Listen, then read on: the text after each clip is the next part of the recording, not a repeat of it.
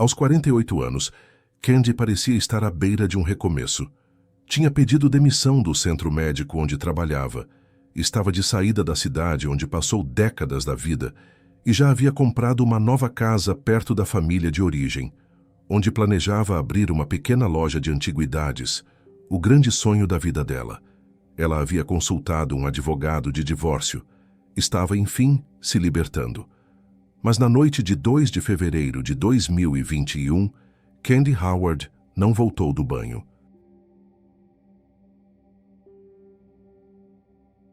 Por volta das 23 horas, uma ligação de emergência desesperada chegou ao serviço de atendimento do condado de Bonner, em Idaho. Do outro lado da linha estava Dan Howard, um homem de 55 anos com um histórico profissional imponente, tendo servido como fuzileiro naval e como policial estadual de Idaho. Com gritos que sugeriam um sofrimento profundo, Dan relatou aos atendentes que havia acabado de encontrar sua esposa, Candy Howard, de 48 anos, sem vida dentro da banheira da residência do casal. A casa ficava localizada em uma área rural, a cerca de 21 milhas ao norte de Coeur d'Alene.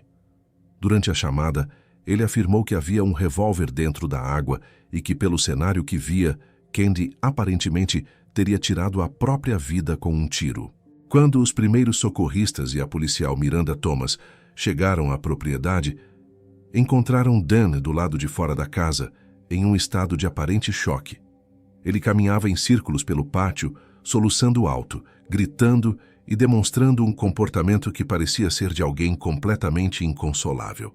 No entanto, a policial Thomas notou um detalhe que gerou uma estranheza imediata. Apesar de todo o barulho, dos gritos e dos sons de choro, Dan não derramava uma única lágrima e seus olhos permaneciam secos durante todo o tempo. Ele chegava a fazer sons de ânsia, como se fosse vomitar devido ao estresse. Mas nada acontecia de fato, sugerindo uma reação emocional forçada e pouco natural para alguém que acabara de perder a esposa de forma tão violenta. Ao entrarem na residência para examinar o local, os policiais encontraram Candy nua dentro da banheira, que estava cheia de água. Ela apresentava um ferimento de bala na boca e sua própria pistola semiautomática estava submersa na água, posicionada ao seu lado. No local, os investigadores localizaram apenas um cartucho deflagrado. A primeira grande anomalia da cena era puramente visual. Considerando que havia um ferimento por arma de fogo na cabeça dentro de um recipiente com água, o esperado seria que o líquido estivesse completamente escuro ou vermelho devido ao sangue. No entanto, a água estava surpreendentemente clara, permitindo enxergar o fundo da banheira com facilidade, o que não condizia com uma morte ocorrida naquele exato local e posição. Outros detalhes forenses começaram a indicar que a cena havia sido manipulada para parecer algo que não era. O sangue seco no rosto de Candy havia escorrido em uma direção completamente contrária à gravidade, considerando a posição em que o corpo foi encontrado, sugerindo que ela havia sido posicionada na banheira somente após a morte já ter ocorrido. Além disso, mechas de seu cabelo cruzavam o rosto em uma direção oposta à de uma queda natural. Não havia roupas ou qualquer roupão no banheiro que indicassem que ela se preparava para o banho. E as únicas toalhas presentes eram peças meramente decorativas, do tipo que não são usadas para se secar. Para aumentar a suspeita, a bolsa e o celular de Candy estavam sobre o balcão, totalmente fora do alcance de qualquer pessoa que estivesse dentro da banheira. O restante da casa também apresentava sinais perturbadores de que algo terrível havia acontecido antes daquela ligação para a emergência. No quarto principal do casal, os investigadores encontraram pedaços de vidro espalhados pelo carpete, o que servia como um forte indício de que houve uma luta física ou um confronto violento no cômodo. No andar de baixo, a lareira a lenha estava queimando com intensidade, deixando a casa em uma temperatura sufocante e desconfortável. Mais estranho ainda foi o que encontraram na lavanderia. A secadora de roupas estava funcionando e faltavam apenas 6 minutos para o fim do ciclo. Dentro da máquina, estavam sendo secos tapetes de banheiro e toalhas de banho. Para os amigos e familiares, a ideia de que Candy teria cometido suicídio era difícil de aceitar. pois ela era descrita como uma mulher vibrante e cheia de luz. Conhecida por seu sorriso fácil e personalidade cativante, ela trabalhava em um centro médico e tinha a habilidade natural de fazer qualquer pessoa se sentir acolhida em uma conversa. Candy havia se casado com Dan quando tinha apenas 22 anos de idade, sendo ele 6 anos mais velho. Na época, ela se sentia atraída pelo charme dele e principalmente pela sensação de segurança que sua carreira na polícia transmitia. Juntos, eles criaram Brooke, que era filha de um relacionamento anterior de Candy, e o filho Wyatt, que seguiu os passos do pai na carreira militar. Ao longo de quase 20 anos vivendo na propriedade de 10 acres em Atoll, o casal acumulou um patrimônio considerável, avaliado em cerca de $2 milhões, em imóveis e investimentos diversos. Entretanto, a imagem de casal perfeito que mantinham em público era uma fachada cuidadosamente construída por Dan. Embora ele se mostrasse atencioso e carinhoso na frente de vizinhos e amigos, em casa, a realidade era de abuso verbal constante. Dan costumava humilhá-la em privado com insultos cruéis, chamando-a de gorda, estúpida e outros termos depreciativos. Essa pressão psicológica constante fez com que Candy desenvolvesse inseguranças profundas com sua aparência, levando-a a se exercitar na academia às 4 horas da manhã e a planejar cirurgias plásticas. O controle financeiro também era uma ferramenta de opressão no casamento. Dan impunha uma regra onde o dinheiro que Candy ganhava com seu trabalho era considerado dele, enquanto o dinheiro que ele recebia também era apenas dele. Ele era extremamente controlador com os gastos, recusando-se a pagar por jantares, viagens ou qualquer tipo de lazer, preferindo apenas acumular a riqueza. A dinâmica mudou ligeiramente quando Dan deixou a polícia e começou a trabalhar em plataformas de petróleo no Alasca, por intermédio do irmão de Candy, Brian. Nesse novo emprego, Dan passava 3 semanas fora de casa e 3 semanas de folga. Os amigos notavam que, durante as 3 semanas em que o marido estava ausente, Candy voltava a brilhar, rindo mais e recuperando sua verdadeira personalidade leve e divertida. Para Candy Howard, a verdadeira mudança começou a ocorrer enquanto Dan estava ausente, trabalhando nos campos de petróleo do Alasca. Durante esses períodos de 3 semanas de liberdade, ela iniciou um processo cuidadoso e silencioso de reorganização de sua vida. Candy tomou a decisão firme de pedir demissão de seu emprego no centro médico local e cumpriu integralmente o aviso prévio de 30 dias. Simultaneamente, ela buscou a orientação de um advogado especializado em divórcios para assegurar que toda a papelada estivesse correta e iniciou os trâmites para a compra de uma nova casa em Coeur d'Alene. Essa mudança para perto de seus pais representava a realização de um sonho antigo: transformar a futura residência em uma loja de antiguidades.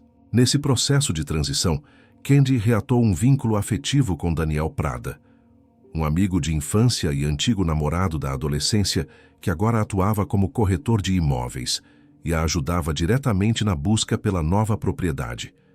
Prada não era apenas um novo interesse amoroso, mas também uma figura de confiança para a família de Candy, sendo amigo de longa data de seus pais.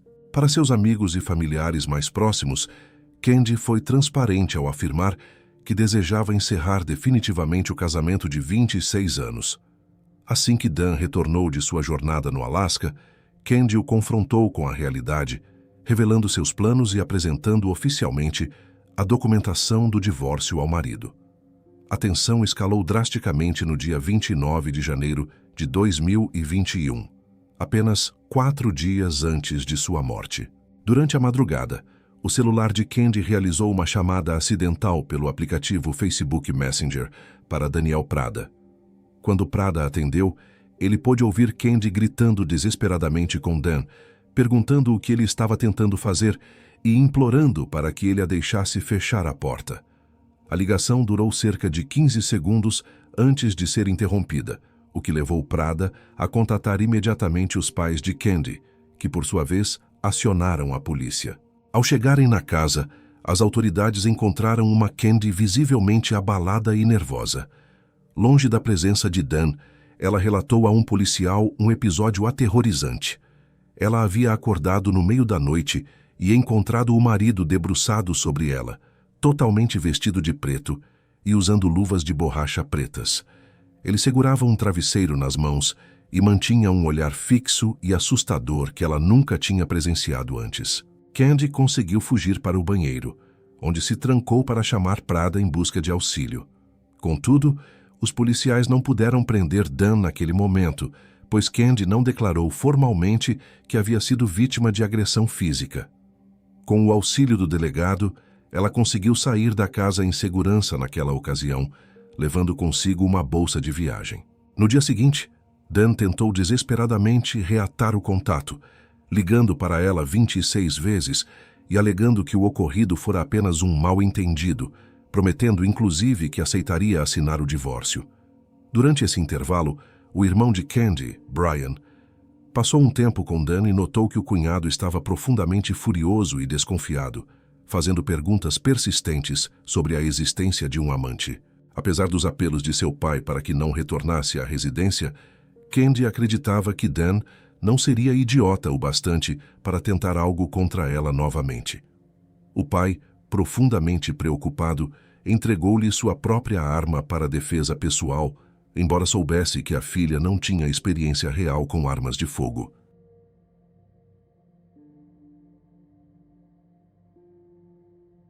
A investigação oficial sobre o que de fato aconteceu na residência dos Howard começou a ganhar contornos de crime assim que o detetive Jerry Northrup chegou à cena, pouco antes da meia-noite. Northrup, um especialista experiente em análise de locais de crime, percebeu inconsistências que contradiziam a tese de suicídio. Além da estranha transparência da água na banheira e do comportamento de Dan, o funcionamento da secadora de roupas chamou sua atenção. O detetive realizou uma perícia técnica minuciosa, consultando o site do fabricante da máquina para entender detalhadamente os ciclos de lavagem. Cruzando esses dados com o registro da câmera corporal do policial, que primeiro atendeu à ocorrência, Northrup concluiu que a secadora fora ligada exatamente 1 minuto após Dan ter feito a chamada para a emergência. Esse detalhe sugeria que Dan priorizou a lavagem de toalhas e tapetes de banheiro, em vez de socorrer a esposa imediatamente após o ocorrido. Além disso, a aparência física de Dan era suspeita. Ele parecia ter acabado de se lavar e trocar de roupas, com marcas evidentes de desodorante fresco em sua camiseta. Isso contrariava sua afirmação de que havia tomado banho às 15h30, já que haviam se passado mais de 6 horas desde então. Durante o procedimento policial, Dan foi visto esfregando as mãos compulsivamente dentro dos bolsos contra o tecido da calça, uma ação interpretada como uma tentativa de eliminar vestígios de pólvora antes de ser submetido ao teste de resíduo, que acabou resultando negativo.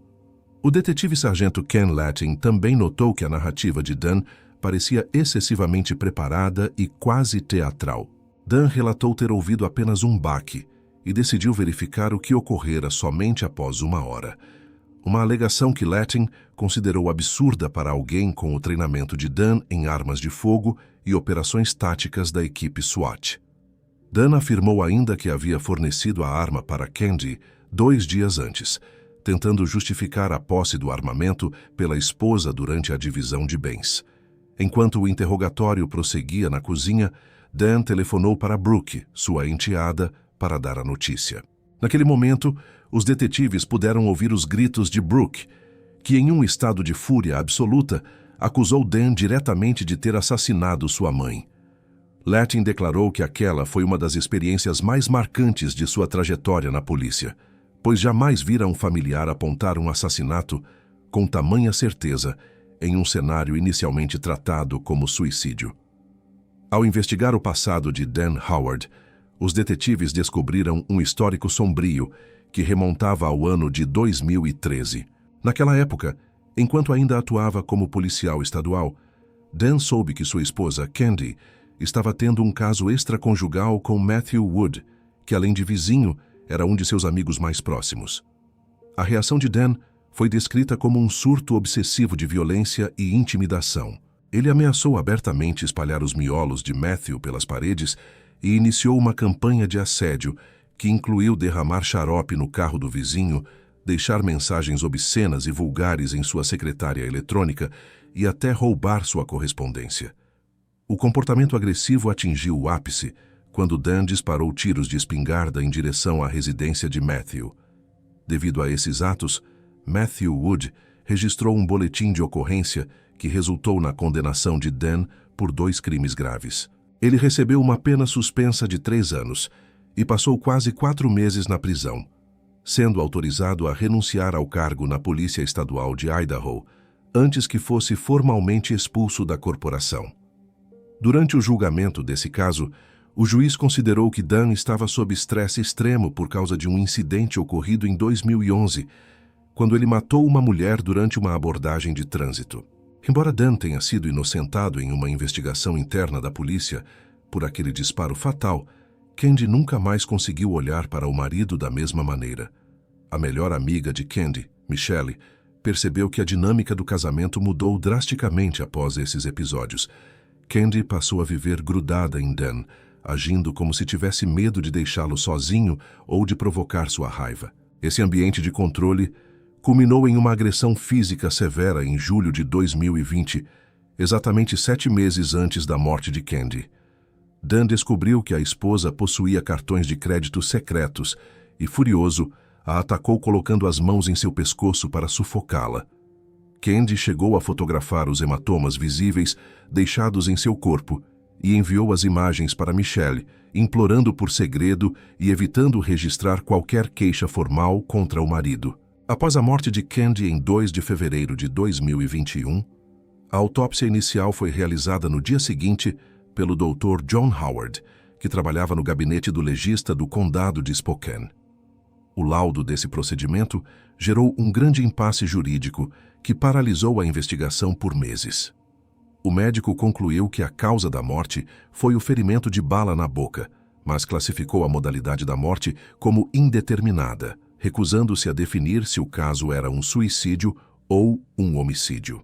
Sem uma determinação clara de assassinato, a promotoria encontrou-se com as mãos atadas para realizar uma acusação formal contra Dan. Enquanto o caso estava parado, os investigadores analisaram as provas de DNA colhidas na cena. Não foi encontrado material genético de Dan na pistola semiautomática que estava na banheira, mas havia sangue de Candy na arma. Por outro lado, o DNA de Dan foi localizado em um carregador de munição que estava dentro da bolsa de Candy, deixada sobre o balcão do banheiro.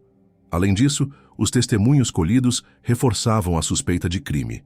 Brooke, a filha de Candy, afirmou enfaticamente aos detetives que sua mãe detestava armas de fogo, nunca as manuseava e sequer saberia como carregar a pistola encontrada na banheira. Esses relatos contradiziam diretamente a versão apresentada por Dan de que a esposa teria se matado.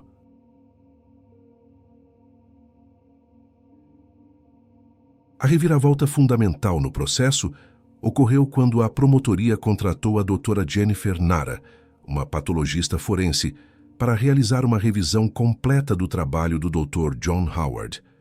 Descobriu-se que o Dr. Howard tinha um histórico profissional problemático, com 14 de seus laudos anteriores tendo sido questionados por falhas. Ao reanalisar as fotografias da cena, os raios-x e os resultados de toxicologia, a doutora Nara discordou totalmente das conclusões iniciais. Ela identificou que a trajetória da bala era extremamente incomum para um suicídio, pois o projétil entrou pela boca em um ângulo levemente descendente e atravessou a língua como um torpedo. Segundo a doutora Nara, se Candy estivesse viva no momento do disparo, seu coração estaria batendo e a língua perfurada teria causado uma hemorragia abundante e incontrolável. Como a água da banheira estava limpa e não havia sangue suficiente no local, a médica concluiu que Candy já estava morta quando recebeu o tiro. Uma análise mais detalhada do corpo revelou hematomas em 30 locais distintos, incluindo marcas em ambos os lados do pescoço, que eram consistentes com um estrangulamento manual. Além disso, a vítima apresentava uma fratura na mandíbula e uma queimadura de 2º grau no braço, lesões que indicavam uma luta física violenta antes da morte. Com base nessas novas evidências médicas, os investigadores consolidaram a teoria de que Dan Howard havia espancado e estrangulado a esposa até a morte. Somente depois que ela faleceu é que ele teria colocado seu corpo nu na banheira e disparado a arma para simular um cenário de suicídio. Essa conclusão forense explicava perfeitamente a ausência de sangue na água e o fato de o sangue no rosto de Candy ter secado em uma direção que desafiava a posição em que o corpo foi encontrado. Esse segundo olhar sobre as provas foi o que permitiu que o caso finalmente avançasse para o tribunal. Para os investigadores, o foco inicial foi compreender como Candy Howard foi morta sem apresentar marcas externas evidentes. A teoria central sustentada pela acusação era que Dan Howard utilizou uma técnica de contenção conhecida como restrição carotídea. Esta manobra consiste em uma chave de pescoço que interrompe o fluxo sanguíneo para o cérebro, tornando-se letal se aplicada por um período prolongado e deixando poucas marcas visíveis no corpo da vítima. Dan Howard possuía treinamento específico nesta técnica devido à sua longa carreira policial e, conforme depoimentos, ele chegava a ensiná-la para outras pessoas. O promotor Stan Mortenson, que também havia atuado anteriormente como xerife, conhecia bem a manobra e a apresentou aos jurados como a forma mais provável da execução de Candy. Para as autoridades, a combinação de um estrangulamento sutil com um ferimento de bala realizado após a morte indicava uma cena de crime manipulada. Este nível de montagem exigia um conhecimento técnico profundo de investigação criminal, algo que Dan adquiriu em seus 20 anos de experiência como fuzileiro naval, policial estadual e membro de equipes da SWAT. A investigação do crime estendeu-se por 2 anos completos, antes que a promotoria considerasse possuir evidências suficientes para oficializar uma denúncia. Somente em abril de 2023, Dan Howard foi formalmente acusado de homicídio em 2º grau. Ele também enfrentou uma acusação separada de violência doméstica relativa ao episódio ocorrido em julho de 2020. As fotografias dos hematomas que Candy enviou para sua amiga Michelle foram fundamentais para sustentar esta segunda denúncia.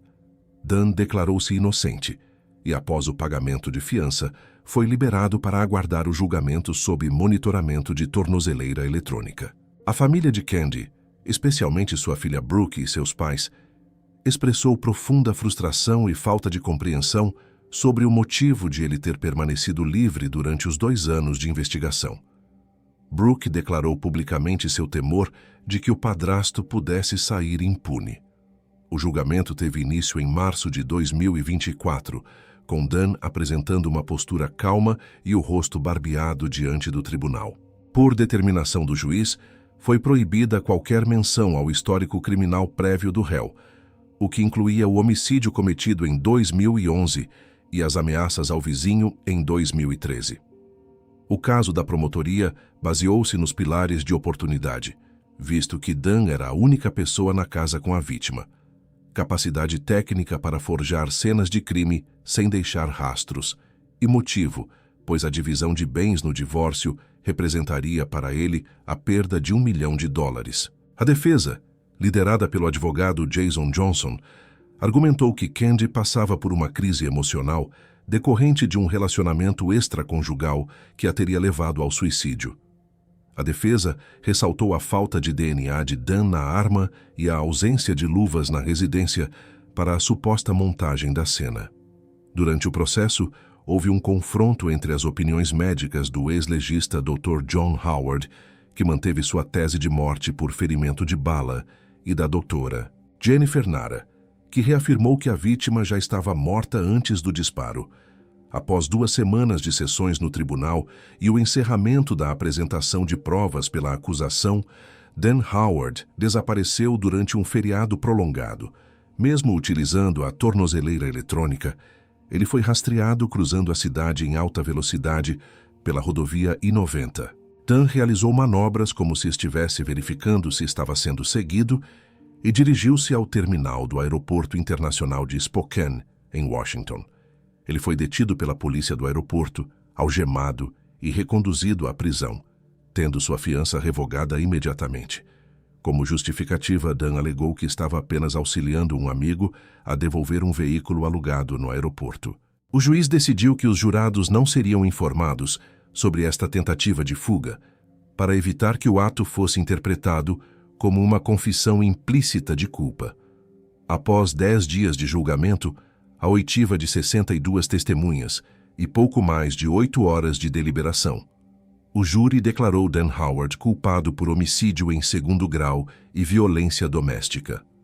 Brooke chorou ao ouvir o resultado, enquanto o réu permaneceu sem demonstrar qualquer expressão. A audiência de sentença ocorreu no final de maio de 2024.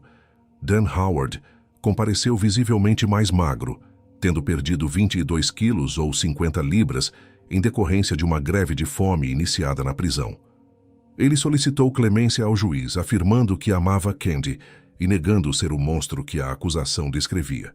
O juiz Lamont Barrett, do 1º Distrito, não se deixou sensibilizar e afirmou que as evidências mostravam que Dan estrangulou e assassinou a esposa, manipulando seu corpo nu na banheira e forjando o suicídio por motivos de orgulho, ganância e raiva. Dan Howard foi sentenciado à prisão perpétua sem qualquer direito à liberdade condicional. Pelo crime de violência doméstica, ele recebeu uma pena de 10 anos a ser cumprida de forma concomitante. Os filhos de Dan acabaram se afastando dele após o crime. Brooke testemunhou contra o padrasto no tribunal, e Wyatt aceitou a responsabilidade do pai pela morte desde o início das investigações.